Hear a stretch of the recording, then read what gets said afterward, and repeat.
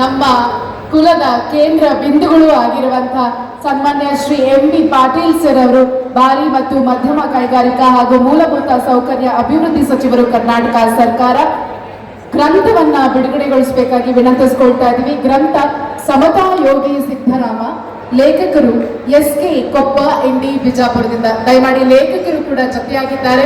ಲೇಖಕರಿಗೆ ಹಾಗೆ ವಿಶೇಷವಾಗಿ ಇವತ್ತಿನ ಕಾರ್ಯಕ್ರಮದ ಕೇಂದ್ರ ಬಿಂದುಗಳಾಗಿರುವಂತಹ ಶ್ರೀ ಎಂ.ಬಿ. ಪಾಟೀಲ್ ಸರ್ ಅವರು ನಿಜಕ್ಕೂ ಕೂಡ ಇವತ್ತು ಕಾರ್ಯಕ್ರಮಕ್ಕೆ ಬಿಡುವಿಲ್ಲದ ಸಮಯದಲ್ಲೂ ಕೂಡ ನಮ್ಮ ಜನಾಂಗದ ಕಾರ್ಯಕ್ರಮಕ್ಕೆ ಆಗಮಿಸಿರೋದು ನಮ್ಮೆಲ್ಲರಿಗೂ ಕೂಡ ಒಂದು ಹೆಮ್ಮೆಯ ಸಂಗತಿ ಅಂತ ಹೇಳಿದ್ರೆ ತಪ್ಪಾಗೋದಿಲ್ಲ. ಕಳೆದ ಬಾರಿ ನಡೆದಂತಹ ಶ್ರೀ ಗುರು ಸಿದ್ದರಾಮೇಶ್ವರರ 852ನೇ ಸಿದ್ದರಾಮೇಶ್ವರರ ಪರಮ ಭಕ್ತರೂ ಆಗಿದ್ದಾರೆ ಹಾಗೂ ಅವರ ಆರಾಧ್ಯ ದೈವಗಳೂ ಆಗಿದ್ದೆ ಸಿದ್ದರಾಮೇಶ್ವರ. ಜೊತೆಗೆ 2016ರಲ್ಲಿ ನಮ್ಮ ಸಿದ್ದರಾಮೇಶ್ವರ ಜಯಂತಿಯನ್ನ ಅದ್ಭುತವಾಗಿ ಕಾರ್ಯವನ್ನು ನಿರ್ವಹಿಸಿಕೊಟ್ರು. ಈಗ ಎಂ.ಬಿ. ಪಾಟೀಲ್ ಸರ್ ಅವರನ್ನ ಜೋರಾದ ಚಪ್ಪಾಳೆಗಳ ಮೂಲಕ ಬರಮಾಡ್ಕೊಳ್ತಾ ಇದ್ದೀವಿ ಇವತ್ತು ನಮ್ಮೆಲ್ಲರನ್ನ ಉದ್ದೇಶಿಸಿ ಮಾತನಾಡೋದಕ್ಕೆ.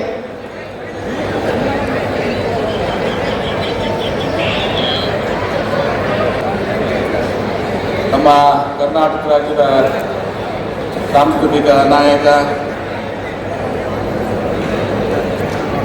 ಅಣ್ಣ ಬಸವಣ್ಣನವರನ್ನ ಹಾಗೂ ಎಲ್ಲ ಬಸವಾದಿ ಶರಣರಲ್ಲಿ ನನ್ನ ಭಕ್ತಿಪೂರ್ವಕವಾದಂಥ ನಮನಗಳನ್ನು ಸಲ್ಲಿಸಿ ಇಂದು ಚಿತ್ರದುರ್ಗ ಜಿಲ್ಲೆಯ ಹೊಳಲ್ಕೆರೆ ಗ್ರಾಮದಲ್ಲಿ ಶ್ರೀ ಗುರು ಸಿದ್ದರಾಮೇಶ್ವರರ 853ನೇ ಜಯಂತಿ ಮಹೋತ್ಸವದ ಕಾರ್ಯಕ್ರಮದಲ್ಲಿ ವೇದಿಕೆ ಮೇಲೆ ದಿವ್ಯ ಸಾನ್ನಿಧ್ಯ ಅನ್ವಯಿಸಿಕೊಂಡಿರುವಂಥ ಪರಮ ಪೂಜ್ಯ ಶ್ರೀ ಜ್ಞಾನಪ್ರಭು ಸಿದ್ದರಾಮ ದೇಶಿಕೇಂದ್ರ ಮಹಾಸ್ವಾಮಿಗಳ ಪಾದಗಳನ್ನು ಭಕ್ತಿಪೂರ್ವಕ ನಮನಗಳನ್ನು ಸಲ್ಲಿಸಿ ಪರಮ ಪೂಜ್ಯ ಡಾಕ್ಟರ್ ಮಾತೆ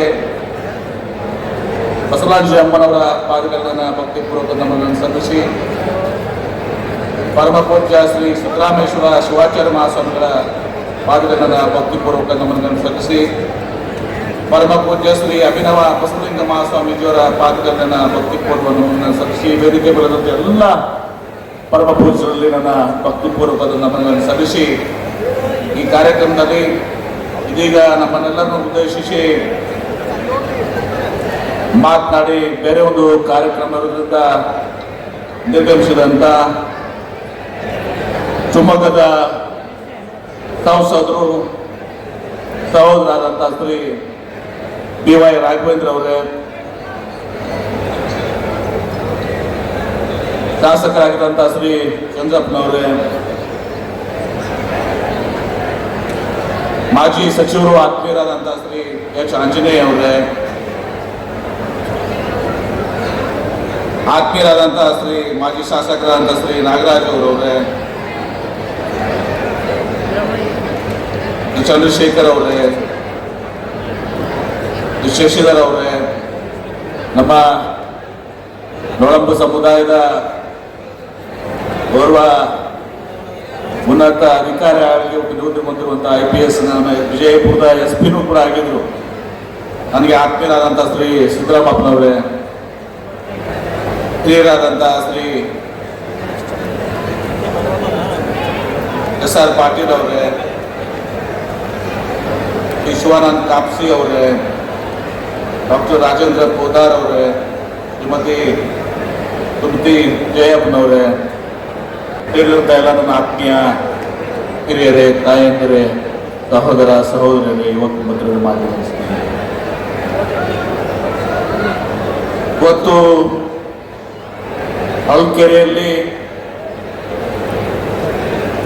ಸಿದ್ದರಾಮೇಶ್ವರನ 853ನೇ ಜಯಂತಿಯನ್ನು ಅತ್ಯಂತ ವಿಜೃಂಭಣೆಯಿಂದ, ಅತ್ಯಂತ ಭಕ್ತಿ ಮತ್ತು ಶ್ರದ್ಧೆಯಿಂದ ತಾವೆಲ್ಲರೂ ಒಂದು ದಿವಸ ಸಹಸ್ರಾರು ಜನ ಇಲ್ಲಿ ಆಗಮಿಸಿ ಪೂಜ್ಯರನ್ನ ಕರೆಸಿ ನಮ್ಮೆಲ್ಲರನ್ನೂ ಕರೆಸಿ ಇವತ್ತು ಆಚರಣೆಯನ್ನು ಮಾಡ್ತಾ ಇದ್ರೆ ತಮ್ಮೆಲ್ಲರಿಗೂ ಕೂಡ ಸಿದ್ದರಾಮೇಶ್ವರರ ಜಯಂತಿಯ ಶುಭಾಶಯಗಳ ಪ್ರಪ್ರಥಮವಾಗಿ ಕೋರಿ ಇವತ್ತು ನಾವೆಲ್ಲರೂ ಕೂಡ ಈ ಭಾಗದಲ್ಲಿ ಸಿದ್ದರಾಮೇಶ್ವರರ ಅನೇಕ ಪರಂಪರೆಯ ಮಠಗಳನ್ನ ಇವತ್ತು ಸಹ ನೋಡ್ತೀವಿ, ಗದ್ದಿಗೆ ನೋಡ್ತೀವಿ. ನಾನು ವಿಜಯಪುರ ಜಿಲ್ಲೆಯನ್ನು ಬಂದಂಥವನು, ಬಸವಣ್ಣವ್ರಿಗೆ ಜನ್ಮ ಕೊಟ್ಟಂತ ಜಿಲ್ಲೆ ವಿಜಯಪುರ ಜಿಲ್ಲೆ. ಇವತ್ತು ಬಹುಶಃ ಸಿದ್ದರಾಮೇಶ್ವರರಿಗೆ ನಮಗೆ ಒಂದು ಬಹಳ ಆತ್ಮೀಯವಾದಂಥ ಒಂದು ಸಂಬಂಧ. ಯಾಕಂದ್ರೆ ಪಕ್ಕದ ಸೊನ್ನಲಿಗೆ ಏನಿದೆ, ಸೊಲ್ಲಾಪುರದ ಸೊನ್ನಲಿಗೆ ಇವತ್ತು ಸಹ ಸಿದ್ದರಾಮೇಶ್ವರರ ಒಂದು ಕರ್ಮಭೂಮಿ, ಜನ್ಮಭೂಮಿ. ಇವತ್ತು ತಾವು ಎಲ್ಲರೂ ಕೂಡ ಸಿದ್ದರಾಮೇಶ್ವರರ ಒಂದು ಭವ್ಯವಾದಂಥ ದೇವಸ್ಥಾನವನ್ನು ನೋಡ್ಬೇಕಂದ್ರೆ ನಾವೆಲ್ಲರೂ ನಮ್ಮ ಮಹಾರಾಷ್ಟ್ರದ ನಮ್ಮ ವಿಜಯಪುರದ ಗಡಿ ಭಾಗದಲ್ಲಿರುವಂಥ ಸೋಲಾಪುರ್ಗೆ ಹೋಗ್ತೀವಿ.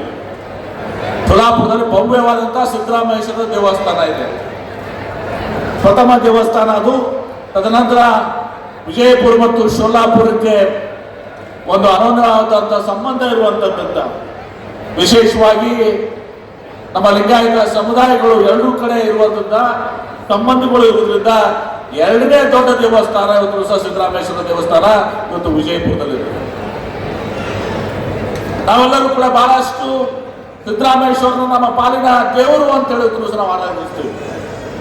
ಇವತ್ತು ಸಂಕ್ರಾಂತಿ ಬಹುಶಃ ಲಕ್ಷಾಂತರ ಜನ ಸೋಲಾಪುರದಲ್ಲಿ ಮತ್ತು ತದನಂತರ ವಿಜಯಪುರದಲ್ಲಿ ಇವತ್ತು ಸಹ ನಾವು ಸಂಕ್ರಾಂತಿ ದಿವಸ ಸಿದ್ದರಾಮೇಶ್ವರ ಜಾತ್ರೆಯನ್ನು ಮಾಡ್ತೀವಿ.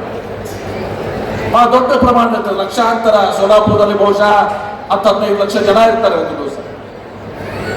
ಅದೇ ರೀತಿ ವಿಜಯಪುರದಲ್ಲಿ ಕೂಡ ಒಂದು ದಿವಸ ಲಕ್ಷಾಂತರ ಜನ ಇವತ್ತು ಅಲ್ಲಿ ನಂದಿ ಕೋಲು ಮಾಡುವ ಮೂಲಕ ಮತ್ತು ಮದ್ದು ಸುಡುವಂತ ಕಾರ್ಯಕ್ರಮ, ಈಗ ಅನೇಕ ಕಾರ್ಯಕ್ರಮಗಳನ್ನ ಇವತ್ತು ದಿವಸ ಆಗ್ತದೆ. ಇವತ್ತು 2015ರಲ್ಲಿ 10 ವರ್ಷಗಳ ಹಿಂದೆ ಇವತ್ತು ನೊಳಂಬ ಲಿಂಗಾಯತ ಸಮುದಾಯ ಸಂಘ ಇವತ್ತು ವಿಜಯಪುರದಲ್ಲಿ ನಾವು ಸಿದ್ದರಾಮೇಶ್ವರ ಜಯಂತಿಯನ್ನು ಆಚರಣೆ ಮಾಡಬೇಕು ಅಂತ ಆಶಯ ಮಾಡಿದ್ರು. ಅವಾಗ ನಾನು ಬೃಹತ್ ನೀರಾವರಿ ಸಚಿವನಾಗಿದ್ದೆ. ಅಂದು ಎಲ್ಲರೂ SR ಪಾಟೀಲರು, ನಮ್ಮ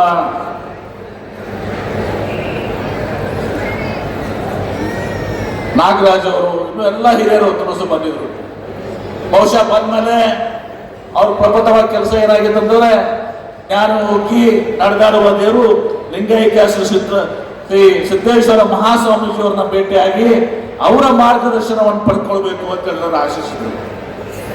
ಆಗ ನನ್ನ ನೆನಪಿದೆ, ನಾಗರಾಜ್ ಅವರು ತಾವೆಲ್ಲರೂ ಕೂಡ ಏನಿದ್ರಿ, ತಮಗೆ ಸಿದ್ದೇಶ್ವರ ಮಹಾಸ್ವಾಮೀಜಿಯವರನ್ನು ಪ್ರಶ್ನೆಯನ್ನು ಕೇಳಿದ್ರು, ಸಿದ್ದರಾಮೇಶ್ವರರ ಬಗ್ಗೆ ನಿಮಗೆ ಏನೆಲ್ಲ ಗೊತ್ತಿದೆ ಅಂತ ಹೇಳಿ. ಆವಾಗ ಸ್ವಾಭಾವಿಕವಾಗಿ ಸಿದ್ದರಾಮೇಶ್ವರರು ತಮ್ಮ ಕಾರ್ಯಕ್ಷೇತ್ರದಲ್ಲಿ ಇವತ್ತು ಕೆರೆ ಕಟ್ಟೆ ಬಂಡಾರಗಳನ್ನು ಕಟ್ಟಿ ನೀರಾವರಿಯ ಯೋಜನೆ ಮಾಡಿಕೊಂಡು ರೈತರ ಪರವಾಗಿ, ರೈತರಿಗಾಗಿ ಇವತ್ತು ದಿವಸ ಶ್ರಮಿಸಿದ್ದನ್ನು ಇವತ್ತು ದಿವಸ ನಾವು ನೋಡಿದ್ದೀವಿ. ಆಗ ಬಹಳಷ್ಟು ಜನರಿಗೆ ಸಿದ್ದರಾಮೇಶ್ವರರು ಅವರು ಒಬ್ಬ ಶರಣರು, ಸಿದ್ದರಾಮೇಶ್ವರ ವಚನಗಳನ್ನ ಕೂಡ ಬರೆದಿದ್ದಾರೆ ಅಂತ ಬಹಳ ಜನಕ್ಕೆ ಗೊತ್ತಿರಲಿಲ್ಲ. ಬಹುಶಃ ಬಂದಂತಹ ಜನರಲ್ಲಿ ಗೊತ್ತಿರಲಿಲ್ಲ. ಅವಾಗ ಸಿದ್ದೇಶ್ವರ ಮಹಾಸ್ವಾಮೀಜಿಯವರು ಹೇಳಿದ್ರು, ಸ್ವಲ್ಪ ನೀವು ಹೋಗಿ ಸಿದ್ದರಾಮೇಶ್ವರರು ಅವರು ಒಬ್ಬ ಶರಣರು, ವಚನಗಳನ್ನು ಬರೆದಿದ್ರು, ಅದೆಲ್ಲವನ್ನೂ ಕೂಡ ತಾವು ನೋಡ್ಕೊಳ್ಬೇಕು ಅಂತ ಹೇಳಿದ್ರು. ಇವತ್ತು ಸಿದ್ದರಾಮೇಶ್ವರ ಏನು ಕೆರೆ ಕಟ್ಟೆಗಳನ್ನ ಕಟ್ಟುವಂತಹ ಸಂದರ್ಭದಲ್ಲಿ, ಸಾಧನೆ ಮಾಡಿದಂತಹ ಸಂದರ್ಭದಲ್ಲಿ ರೈತರಿಗೆ, ಗ್ರಾಮೀಣ ಜನರಿಗೆ ನೀರನ್ನು ಕೊಡಬೇಕು, ಅವ್ರಿಗೆ ಜೀವನವನ್ನ ಕೊಡಬೇಕು ಅಂತೇಳಿ ಆಶಿಸಿದ್ರು. ಬಹುಶಃ ಅಂದು ಅಲ್ಲಮ್ಮ ಪ್ರಭುಗಳು ಸಿದ್ದರಾಮೇಶ್ವರನ ಕರೆದು, ಬರೀ ನೀನು ಕೆರೆ ಕಟ್ಟೆ ಇದನ್ನು ಮಾಡಿದ್ರೆ ಹೇಗೆ, ನೀನು ವಚನಗಳನ್ನ ಕೂಡ ಇವತ್ತು ಸರಿ ಮಾಡಬೇಕು ಅಂದಾಗ ನಾನೆಲ್ಲಿ ವಚನಗಳು ಬರೀಲಿ ಅಂತ ಹೇಳ್ತಾರೆ. ಬಹುಶಃ ಅಲ್ಲಮ್ಮ ಪ್ರಭುಗಳ ಪ್ರೇರಣೆಯಿಂದ ಇವತ್ತು ಸಿದ್ದರಾಮೇಶ್ವರರು ಸುಮಾರು 250-350 ವಚನಗಳನ್ನು ಬರೆದಿದ್ದಾರೆ. ಈಗ ತಾವೇನು ಇಲ್ಲಿ ಬಿಡುಗಡೆಯನ್ನ ಮಾಡಿದ್ರಿ, ಕಾಪಿಯನ್ನ ಕೊಟ್ರಿ, ಇದು ವಚನ ಪೀಠ ಡಾಕ್ಟರ್ ಫಗೂಳ್ ಕೊಟ್ಟಿ ಸಂಶೋಧನಾ ಕೇಂದ್ರ ಏನಿದೆ, ಇವತ್ತು ಸಮಗ್ರ ವಚನಗಳೇನಿದ್ದಾವೆ, ಬಸವಾದಿ ಶರಣರ ಸುಮಾರು 10,000 ಪುಟಗಳ 18 ಗ್ರಂಥಗಳು ಇವತ್ತು ನಮ್ಮ BID ಸಂಸ್ಥೆಯ ಇದು ಫಗೂಳ್ ಕಟ್ಟು ಸಂಶೋಧನಾ ಕೇಂದ್ರ. ಏನು ಫಗೂಳ್ ಕಟ್ಟಿಯವರು ಬಹಳ ಜನಕ್ಕೆ ಗೊತ್ತಿಲ್ಲ. ಇಲ್ಲಿ ಇವತ್ತು ಫಗೂಳ್ ಕಟ್ಟಿಯವರು ಇದ್ದಿದ್ರೆ ಬಹುಶಃ ಬಸವಣ್ಣವರು, ಬಸವಾದಿ ಶರಣರು ವಚನಕಾರಗಳಿಗೆ ಬರ್ತಿರ್ಲಿಲ್ಲ. ತಮ್ಮ ಮನೆ ಮಠವನ್ನ ಮಾರಾಟ ಮಾಡಿ ಇವತ್ತು ಎಲ್ಲೋ ಒಂದ್ ಕಡೆ ಚಕಲಿ ಮೇಲೆ ಬಿದ್ದಂಥ ವಚನಗಳು, ಮಠಮಾನಿಗಳಲ್ಲಿ ಬಿದ್ದಂಥ ವಚನಗಳು, ದೇವಸ್ಥಾನದಲ್ಲಿ ಬಿಟ್ಟಿರುವಂಥ ವಚನಗಳು. ನಮ್ಮಲ್ಲಿ ಅಡಕೆ ಅಂಗಡಿ ಅಂತೀವಿ, ನೀವೇನಂತೀವಿ ಗೊತ್ತಿಲ್ಲ, ಅಡಕೆ ಅಂಗಡಿ, ಕಿರಾಣಿ ಅಂಗಡಿಯಲ್ಲಿ ಬಿದ್ದಂಥ ವಚನದ ಕಟ್ಟೆಗಳನ್ನ ತೆಗೆದುಕೊಂಡು ಶೇಖರಣೆ ಮಾಡಿ ತಮ್ಮ ಜೀವನವನ್ನು ತ್ಯಾಗ ಮಾಡಿ ತಮ್ಮ ಮನೆ ಮಠವನ್ನು ಮಾರಾಟ ಮಾಡಿ ಇವತ್ತು ಆ ವಚನ ಸಂಗ್ರಹಣೆ ಮಾಡಿದ್ರಿಂದ ಇವತ್ತು ವಚನಗಳು, ಬಸವ ಸಾಹಿತ್ಯ, ಬಸವಣ್ಣವರು ಬಸವಾದಿ ಶರಣರು ಬೆಳಕಿಗೆ ತಂದಂಥವರು ಡಾಕ್ಟರ್ ಗೋವಿಂದ ಕಟ್ಟಿಯವರು. ಅವರು ವಚನಗಳ ಒಂದು ಗ್ರಂಥಗಳಲ್ಲಿ ಸುಮಾರು 10,000ಕ್ಕಿಂತ ಜಾಸ್ತಿ ವಚನಗಳೇನಿದ್ದಾವೆ. ಆ ವಚನಗಳಲ್ಲಿ ಇವತ್ತು ದಿವಸ ಸಿದ್ದರಾಮೇಶ್ವರರ ವಚನಗಳನ್ನ ಇವತ್ತು ನಮ್ಮ ಭೌಗೋಳಿಕ ಸಂಶೋಧನಾ ಕೇಂದ್ರದ ನಿರ್ದೇಶಕರಾದಂಥ ಡಾಕ್ಟರ್ ಎಸ್ ಕೆ ಕೊಪ್ಪ ಅವರು ಅವನ್ನ ತೆಗೆದುಕೊಂಡು ಅದರಲ್ಲಿ ಬೇರ್ಪಡಿಸಿ ಇವತ್ತು ಸಿದ್ದರಾಮೇಶ್ವರರ ವಚನಗಳನ್ನ ಸಪ್ತಾಹಯೋಗಿ ಸಿದ್ದರಾಮ ಅಂತೇಳಿ ಈ ಪುಸ್ತಕದಲ್ಲಿ ಒಂದು ದಿವಸ ಅತ್ಯಂತ ಸುಂದರವಾಗಿ ಮತ್ತು ವಿಶೇಷವಾಗಿ ಸಿದ್ದರಾಮೇಶ್ವರರ ಏನು ಅನುಯಾಯಿಗಳಿದ್ದೀರಿ, ಭಕ್ತರಿದ್ದೀರಿ, ಅಭಿಮಾನ ಇಟ್ಟಿದ್ದೀರಿ, ಅವ್ರಿಗೆ ಇದನ್ನು ತಲುಪಬೇಕು ಅಂತೇಳಿ ವಿಷಯದಿಂದ ಇವತ್ತು ಈ ಪುಸ್ತಕನ ಹಿಂದೆ ವಾತ್ಸಲ ಬೆಂಗಳೂರಿನಲ್ಲಿ ನಡೆದಂಥ ಸಿದ್ದರಾಮೇಶ್ವರ 852ನೇ ಜಯಂತಿ ನನಗೆ ಕೇಳ್ಕೊಂಡಿದ್ದೆ. ಅದರ ಪ್ರಕಾರವಾಗಿ ಇದನ್ನ ಈಗಾಗಲೇ 10,000 ಇಂಥ ಒಂದು ಬುಕ್ಸ್ಗಳ ಪುಸ್ತಕಗಳನ್ನ ಇವತ್ತು ದಿವಸ ಬಿಡುಗಡೆ ಮಾಡಿದ್ದಾರೆ. ಮುಂದೆ ಇನ್ನೂ ಜಾಸ್ತಿ ಬೇಕಾದರೂ ಕೂಡ, ಯಾಕೆ ನಮ್ಮ ಭೌಗೋಳಿಕ ಸಂಶೋಧನಾ ಕೇಂದ್ರ ಇರುವುದೇ ವಚನಗಳ ಸಲುವಾಗಿ, ಬಸವ ಸಾಹಿತ್ಯ ಸಲುವಾಗಿ. ಹೀಗಾಗಿ ಆ ಪುಸ್ತಕಗಳನ್ನು ಕೂಡ ಮುಂದೆನೂ ಕೂಡ ನಾವು ಕೊಡ್ತೀವಿ ಅನ್ನೋ ಮಾತನ್ನ ಸಂದರ್ಭ ಹೇಳಿ ಇವತ್ತು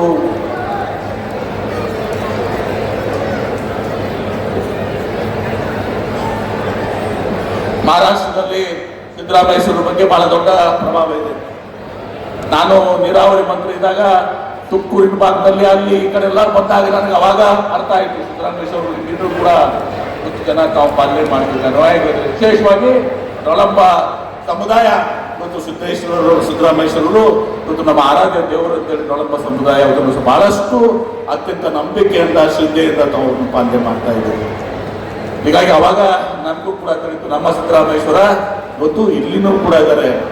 ಸಿದ್ದರಾಮೇಶ್ವರ ಇವತ್ತು ದಿವಸ ಬಸವಾದಿ ಶರಣರು, ಬಸವ ಸಾಹಿತ್ಯ ಇವತ್ತು ಜಾಗತಿಕ ಸಂಸ್ಕೃತಿ ಆಗಬೇಕು, ಇವತ್ತು ದಿವಸ ಜಾಗತಿಕ ಧರ್ಮ ಆಗಬೇಕು. ನಾವು ಯಾವಾಗಲೂ ಕೂಡ ಆ ವಿಷಯದಲ್ಲಿ ನಂಬಿಕೆ ಇಟ್ಕೊಂಡು ಬಂದಂಥವ್ರು, ವಿಶೇಷವಾಗಿ ಇದಕ್ಕೆ ಕೊಡುಗೆಯನ್ನು ಕೊಟ್ಟಂಥವ್ರು ಇವತ್ತು ಗೋಗು ಹಳಕಟ್ಟಿಯವರು, ತದನಂತರ ನಮ್ಮ ಎಂ ಕಲಬುರ್ಗಿಯವರು, ಕೊಪ್ಪ ಅವರು, ಮಧುಮಾವಿಯವರು, ಕೃಷ್ಣ ಕೋಲಾರ ಕುಲಕರ್ಣಿಯವರು ಇವತ್ತು ವಚನಗಳ ಆ ಚಳವಳಿಯನ್ನ ಮುಂದುವರಿಸಿಕೊಂಡು ಆ ಬಸವ ಸಾಹಿತ್ಯವನ್ನ, ಬಸವ ವಚನವನ್ನ ಮುಂದಿನ ದಿನಮಾನಗಳಲ್ಲಿ ನನ್ನ ಒಂದು ಆಶೆ ಇದೆ, ಜಾಗತಿಕ ಮಟ್ಟದಲ್ಲಿ ಎಲ್ಲ ರಾಷ್ಟ್ರಗಳಲ್ಲಿ ಇಂಗ್ಲಿಷ್ ಮತ್ತು ಇನ್ನಿತರ 6 ಅದರಲ್ಲಿ ಇವತ್ತು ಸರ್ ತಲುಪಬೇಕು ಅಂತ ತಿಳ್ಕೊಂಡು ಆ ಒಂದು ಯೋಜನೆಯನ್ನು ಕೂಡ ನಾವು ಹಾಕೊಂಡಿದ್ದೀವಿ. ಅದಕ್ಕೆ BLD ಸಂಸ್ಥೆ ಆ ಒಂದು ಅದರಲ್ಲಿ 2 ಕೋಟಿ ರೂಪಾಯಿ ನಾವು ಇದು ಮಾಡಿದ್ವಿ. ಈಗ ಅದನ್ನ 5 ಕೋಟಿ ರೂಪಾಯಿ ಇದು ಮಾಡಿ ಎಲ್ಲ ಯೂನಿವರ್ಸಿಟಿ, ಜಾಗತಿಕ ಎಲ್ಲ ಚಿಂತಕರಿಗೆ ಹೋಗ್ಬೇಕು, ಜಾಗತಿಕ ಎಲ್ಲ ಯೂನಿವರ್ಸಿಟಿಗೆ ಹೋಗ್ಬೇಕು, ಜಾಗತಿಕ ಎಲ್ಲ ನಾಯಕರಿಗೂ ಹೋಗ್ಬೇಕು. ತನ್ನ ಮೂಲಕ ಬಸವಣ್ಣವರು, ಬಸವಾದಿ ಶರಣರು, ನಮ್ಮ ಲಿಂಗಾಯತ ಧರ್ಮ, ಸಿದ್ದರಾಮೇಶ್ವರ ಎಲ್ಲ ಕಡೆ ತಲುಪಬೇಕು ಅಂದ ಆಶಯದಿಂದ ಸಹ ಆ ಕೆಲಸವನ್ನು ನಾವು ಮಾಡ್ತಾ ಇದ್ದೀವಿ ಅನ್ನೋ ಮಾತನ್ನು ಸೇರಿ ಇವತ್ತು ಸಿದ್ದರಾಮೇಶ್ವರರ ಬಗ್ಗೆ ಕವಿ ರಾಘವಂಶನ ಒಂದು ಇದರಿಂದ ಇವತ್ತು ಅವರ ಇತಿಹಾಸ ಪ್ರಾರಂಭ ಆಗ್ತದೆ. ಬಹಳಷ್ಟು ಸಮುದಾಯದಲ್ಲಿ ಇವತ್ತು ನೊಳಂಬ ಸಮುದಾಯ ಇರ್ಬೋದು, ಗೋವಿ ಸಮುದಾಯ ಇರ್ಬೋದು, ಲಿಂಗಾಯತ ಸಮುದಾಯಗಳಿರ್ಬೋದು, ಮಹಾರಾಷ್ಟ್ರದಲ್ಲಂತೂ ವಿಜಯಪುರದಲ್ಲಿ ಜಾತ್ಯತೀತವಾಗಿ ಎಲ್ಲರೂ ಕೂಡ ನಡ್ಕೋತಾರೆ ಸಿದ್ದರಾಮೇಶ್ವರರ ಬಗ್ಗೆ. ಹೀಗೆ ಇರುವಂತ ಇವತ್ತು ಸಿದ್ದರಾಮಯ್ಯರ ಇತಿಹಾಸ ಇವತ್ತು ಬಹುಶಃ ಆ ಸಂದರ್ಭದಲ್ಲಿ ಇವತ್ತು 12ನೇ ಶತಮಾನದಲ್ಲಿ ಅವರು ಸಿದ್ದರಾಮೇಶ್ವರರು ಈ ರೈತರ ಪರವಾಗಿ, ಇವತ್ತು ಕೃಷಿಕರ ಪರವಾಗಿ, ಸಾಮಾನ್ಯ ಜನರ ಪರವಾಗಿ ಇವತ್ತು ತಮ್ಮ ಜೀವನ ಮುಡುಪಾಗಿಟ್ಕೊಂಡು ಕಾರ್ಯವನ್ನು ಮಾಡಿದಂಥದ್ದನ್ನು ನಾವೆಲ್ಲರೂ ಸ್ಮರಣೆ ಮಾಡಬೇಕು ಅನ್ನೋ ಮಾತಾಡೋ ಸಂದರ್ಭ ಹೇಳಿ ಇವತ್ತು ಇನ್ನೂ ಬಹಳಷ್ಟು ವಿಚಾರಗಳಿದ್ದಾವೆ. ವೇದಿಕೆ ಮೇಲೆ ಬಹಳಷ್ಟು ಜನನೂ ಕೂಡ ಇವತ್ತು ಸಹ ಇಲ್ಲಿದ್ದಾರೆ. ಹೀಗಾಗಿ ನಾನು ಜಾಸ್ತಿ ಮಾತನಾಡಲಾರದೆ ಇವತ್ತು ಸಿದ್ದರಾಮೇಶ್ವರ ಸುಮಾರು 250 ಹೆಚ್ಚು ವಚನಗಳ ಒಂದು ತಾಡೋಲೆಗಳನ್ನು ಕೂಡ ಹಳಕಟ್ಟಿ ಸೆಂಟರ್ನಲ್ಲಿ ನಾವು ಕಾಣ್ತಿರೋ ಮಾತನ್ನು ಕಳಿಸೋದನ್ನು ಹೇಳಿ ಇವತ್ತು ಬಹಳ ಸಂತೋಷದಿಂದ, ವಿಶೇಷವಾಗಿ ನಮ್ಮ ಸಿದ್ದರಾಮಯ್ಯನವರು ನಮಗೆ ವಿಜಯಪುರದ SP ಆಗಿದ್ರು. ಅವರು ಬಂದು ನೀವು ಯಾವುದೇ ಪರಿಸ್ಥಿತಿಯಲ್ಲಿ ಕಾರ್ಯಕ್ರಮವನ್ನು ಇವತ್ತು ನೀವು ಬರಬೇಕು ಅಂತ ನನಗೆ ವಿನಂತಿಯನ್ನು ಮಾಡಿಕೊಂಡಿದ್ರು. ನಾನು ಬಹಳ ಸಂತೋಷದಿಂದ ಬಂದು ಈ ಕಾರ್ಯಕ್ರಮ ಬಹುಶಃ ನಾನು ತಪ್ಪಿಸ್ಕೊಂಡಿದ್ರೆ ಬಹಳ ತಪ್ಪಾಗ್ತಿತ್ತು. ನಾವು ತನ್ನ ಹೇಳಿದ ಹೇಳಕ್ಕೆ ನಮ್ಮ ಮನೆಯಲ್ಲಿ ನಮಗೆ ಸ್ವಲ್ಪ ನಮ್ಮ ತಾಯಿಯವರಿಗೆ ಹುಷಾರಿರಲಿಲ್ಲ, ನಿನ್ನೆ ನಾನು ಬರ್ಲಿಕ್ಕೆ ಆಗೋದಿಲ್ಲ. ನಮ್ಮ ಮುಂದೆ ಸಿದ್ದರಾಮೇಶ್ವರ ಆಶೀರ್ವಾದದಿಂದ ಅವ್ರ ಚೇತರಿಕೆ ಕೊಟ್ಟ ಮೇಲೆ ಒಂದು ದಿವಸ ನಾನು ಇಲ್ಲಿ ಬಂದು ಈ ಕಾರ್ಯಕ್ರಮದಲ್ಲಿ ಒಂದು ದಿವಸ ಭಾಗವಹಿಸಿದ್ದೀನಿ. ಮುಂದೆ ಇವತ್ತು ಸಾಯಂಕಾಲ ನಮ್ಮಲ್ಲೆಲ್ಲರೂ ಕೂಡ ಸಂಕ್ರಾಂತಿ ದಿವಸ ಸಿದ್ದರಾಮೇಶ್ವರ ಜಾತ್ರೆ ಜೊತೆಗೆ ನಾವು ಈ ಪುತ್ರಗಳು ಎರಡು ಬೆಲ್ಲ ಅಂತ ಏನಂತೆಲ್ಲ ಅದನ್ನ ಪುತ್ರಗಳು ಅಂತೇಳಿ ಸಕ್ಕರೆಯಿಂದ ಎಲ್ಲರೂ ಮಾಡಿ ಪುತ್ರಗಳು ಆಗಿರುತ್ತದೆ. ಸಾಯಂಕಾಲ ಸಾವಿರಾರು ಜನ ಇವತ್ತು ಆ ಒಂದು ಎರಡು ಬೆಲ್ಲ ಹಂಚ್ಕೊಳ್ಳಿಕ್ಕೆ ಒಂದು ದಿವಸ ನಮ್ಮ ಮನೆಗಳಿಗೆ ಒಂದು ದಿವಸ ಬರ್ತಾರೆ. ಹೀಗಾಗಿ ನಾನು ಮತ್ತೆ ವಿಜಯಪುರಕ್ಕೆ ಹೋಗ್ಬೇಕಾಗಿರೋದ್ರಿಂದ ಬಹಳ ಸಂತೋಷದಿಂದ ಈ ಕಾರ್ಯಕ್ರಮದಲ್ಲಿ ಭಾಗವಹಿಸಿ ಇವತ್ತು ಸಿದ್ದರಾಮೇಶ್ವರರ ಒಂದು ಆಶೀರ್ವಾದಕ್ಕೆ ನಾನು ಕೂಡ ಪಾತ್ರ ಆಗಿದ್ದೀನಿ ಅನ್ನೋ ಮಾತನ್ನ ಸಂದರ್ಭದಲ್ಲಿ ಹೇಳಿ ಮತ್ತೊಮ್ಮೆ ತಮ್ಮೆಲ್ಲರಿಗೂ ಕೂಡ ಗುರು ಸಿದ್ದರಾಮೇಶ್ವರರ 853ನೇ ಜಯಂತ್ಯೋತ್ಸವದ ಒಂದು ಶುಭಾಶಯಗಳನ್ನ ಕೋರಿ ನನ್ನ ಮಾತಿಗೆ ಹೊರಮೇಳ್ತೀನಿ. ಎಲ್ಲರಿಗೂ ಶರಣಾರ್ಥಿಗಳು.